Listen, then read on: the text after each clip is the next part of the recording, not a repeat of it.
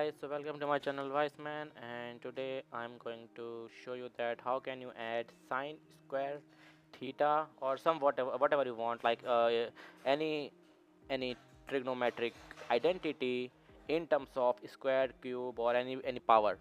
So what to do?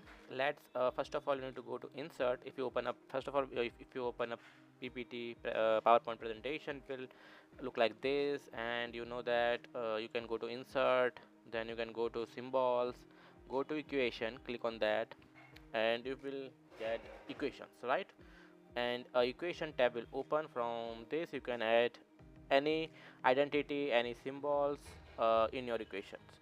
So now if you can see, if you want to add sine square theta, right? So we need to add a trigonometric function, and if you go over here, this is the trigonometric function bar from where you can find function. So all the trigonometric functions you can see which are listed as shown.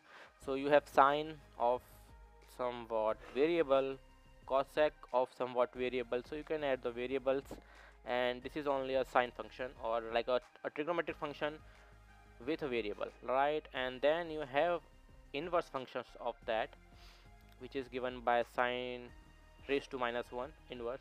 Then we have hyperbolic functions with some variables. This box are variables where you can put your predefined variable. And then we have some common function like sine theta, cos 2x, sine theta equal to a ratio of tan theta equal to sine theta by cos theta. So now to add a square, what we will do, as you can see, there is no square or there is no power trigonometric function which is in this listing, right? So what we will do, we will select any inverse function. So click on that, and let me make it large.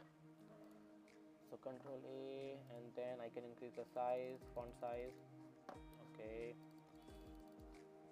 right. So now as you can see, I have sine -1 inverse function of some variable. So to add a variable, click on this and go to again equations, add a theta if you want a theta variable or anything. Now I want a sine square, so click on this -1.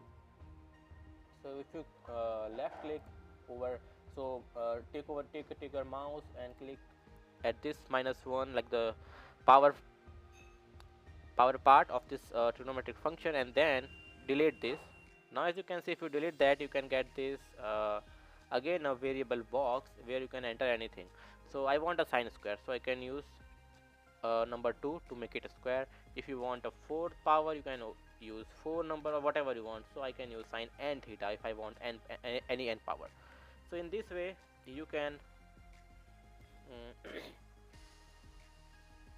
make a function, a trigonometric function, in terms of any random power, because generally this kind of power function is not available or not given default in PowerPoint. So that's how you can do this thing, and I hope this video will be helpful to you. If it is helpful, hit the like button and subscribe my channel Wiseman. Thank you.